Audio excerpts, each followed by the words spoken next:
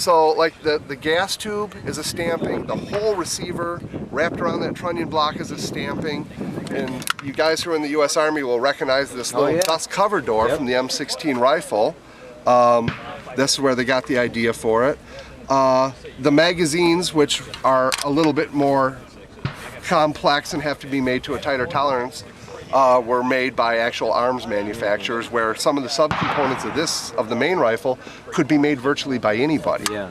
So they would have these parts made in all these little factories all over the country. So when the Allied bombing campaign was looking for center-of-the-arms production, most of these components could be made in little like 1,000 square foot factories rather than the big giant 100,000 square foot factories that were easier to bomb. So as production floor space was bombed out of existence during the bombing campaign, production on this actually went up.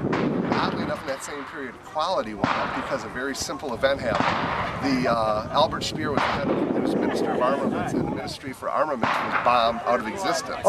All of their records and all of their tracking sort of went away, and Albert Speer thought that was a great thing because they just let people make stuff. No hindrance, no more bureaucracy. You don't even have an office anymore. So that's how weapons like this were able to be developed. And then you can see the post-war evolution of this design. And the AK-47, which Kalashnikov swears he never even saw. Never saw. No.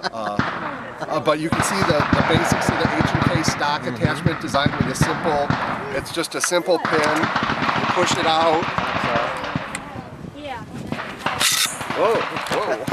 But you were saying, the stock has to be on in order for it to work. Yeah, but the stock has to be on for it to fire.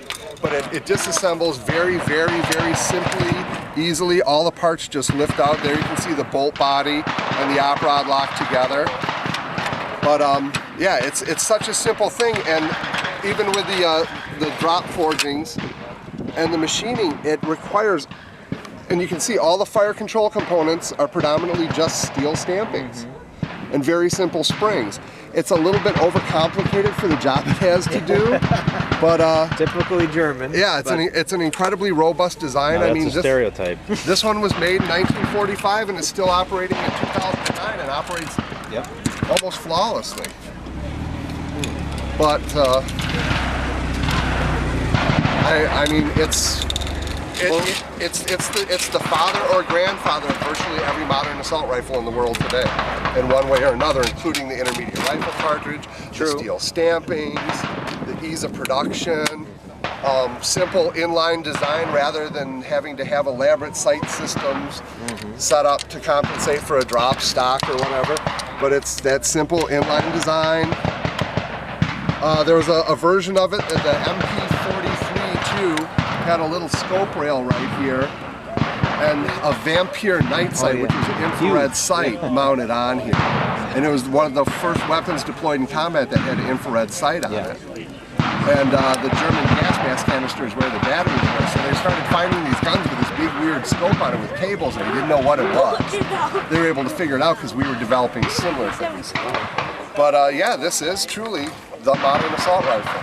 Now, do you have any explanation as to why you would predominantly see this only on the Eastern Front? Well, that you would see it only on the Eastern Front is it was written about more on the Eastern Front. How many were issued there as opposed to how many were issued on the Western Front?